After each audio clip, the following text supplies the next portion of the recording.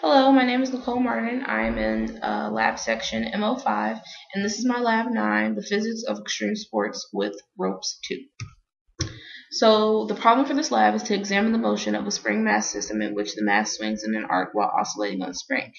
At the end of the video, we will see that the VPython model correctly visualizes the motion of the spring mass system.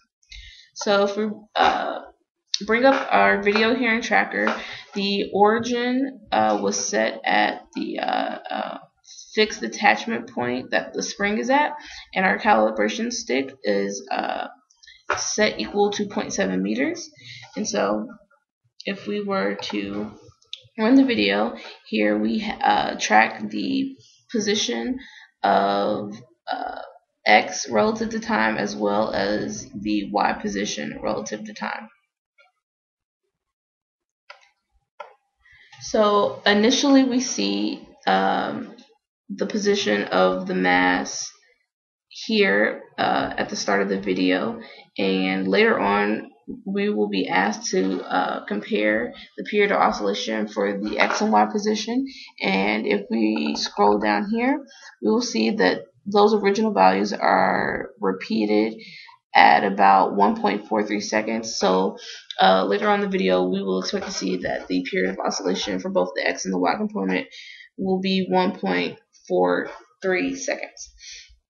And so I extracted this data from Tracker and put it into Excel to visualize the motion graphically, and this is what we get. And so when we run our VPython model, this is the exact type of graph we hope to get. So looking at the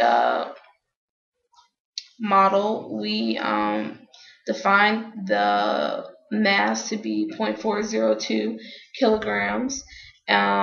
We have our gravity constant, the spring constant, and we have some initial values here, which is the gravity potential energy, which is equal to mg times the change in the y position. Also, we have kinetic energy, which equals 1/2 mv squared, as well as the spring potential energy, which is 1/2 times spring constant times the stretch squared.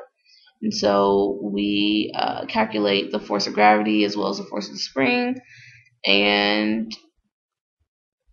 at the end of our code, we take into account the energy changes in the work. So we have the change in kinetic energy, the change in gravitational potential energy, the work done on our system, which in this case will be 0 because we have the mass, the earth, and the spring all in our system, so there's nothing significant in the surroundings.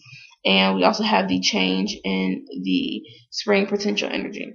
So when we run our code,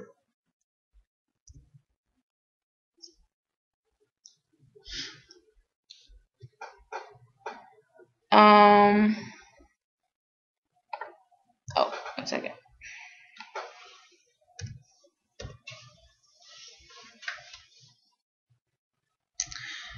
When we run our code, we have a orange ball modeling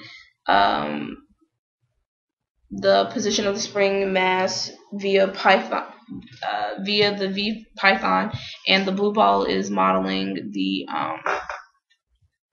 position of the spring mass system from the data we got from Tracker.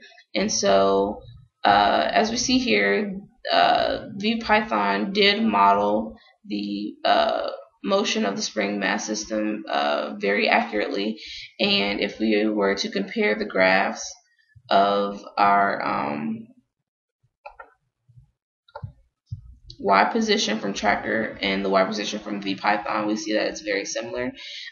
There's a slight deviation as the model continues because the sensitivity of initial conditions.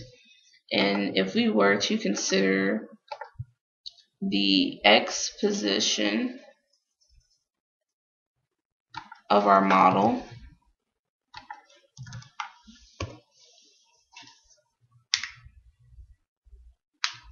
this is what we would be given. And we will see that this also correctly models the motion of the spring mass system.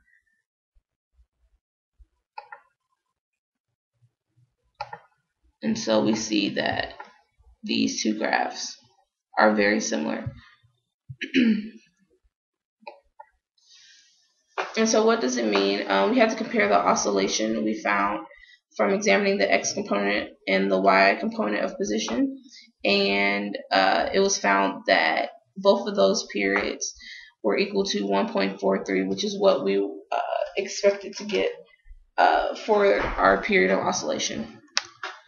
With our new choice of system, determine the work done by the surroundings. As I stated earlier,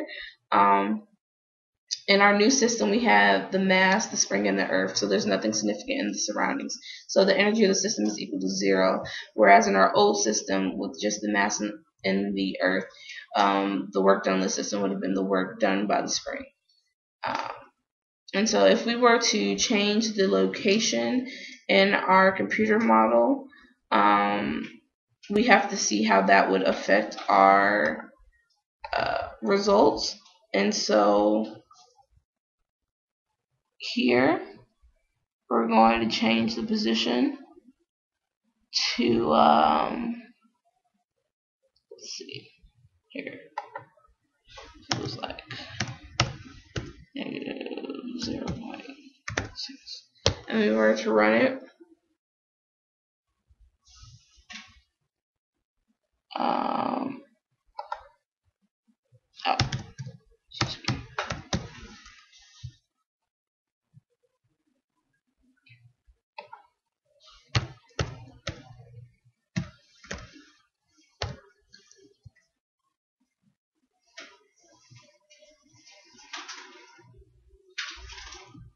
We see that we get extremely huge difference in our graph.